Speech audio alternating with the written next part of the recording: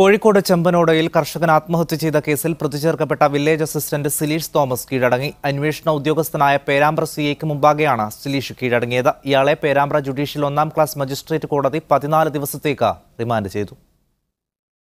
കർഷകനായ ജോയി വില്ലേജ് ഓഫീസിൽ ആത്മഹത്യ ചെയ്ത കേസിൽ വില്ലേജ് അസിസ്റ്റന്റായ സിലീഷ് തോമസിനെതിരെ ആത്മഹത്യാ പ്രേരണക്കുറ്റത്തിനാണ് കേസെടുത്തിരുന്നത്.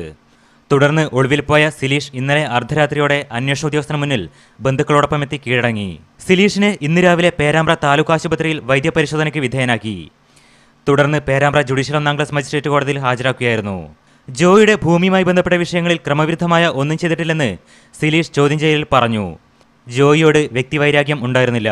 ജോയിയുടെ അപേക്ഷകൾ തീർപ്പാക്കുന്നതിന് മുമ്പ് തനിക്ക് സ്ഥലമാറ്റമുണ്ടായതായും ഇയാൾ മൊഴി നൽകി. സംഭവവുമായി ബന്ധപ്പെട്ട് കൂടുതൽ അന്വേഷണം നടത്താനാണ് പോലീസിന്റെ തീരുമാനം. ആത്മഹത്യാക്കുറിപ്പിലെ പരാമർശങ്ങളുടെ അടിസ്ഥാനത്തിൽ ജോയിയുടെ സഹോദരങ്ങളെയും പോലീസ് ചോദ്യം ചെയ്യും. സഹോദരൻ ജിമ്മിയുമായി ഭൂമി സംബന്ധമായ വിഷയത്തിൽ തർക്കമുണ്ടായിരുന്നുവെന്ന് പോലീസിന് വിവരം ലഭിച്ചിട്ടുണ്ട്. ആത്മഹത്യാക്കുറിപ്പിലും ഈ പരാമർശമുണ്ടായിരുന്നു. ഇതിന്റെ അടിസ്ഥാനത്തിൽ ജിമ്മിയെ പോലീസ് വിശദമായി ചോദ്യം ചെയ്യും.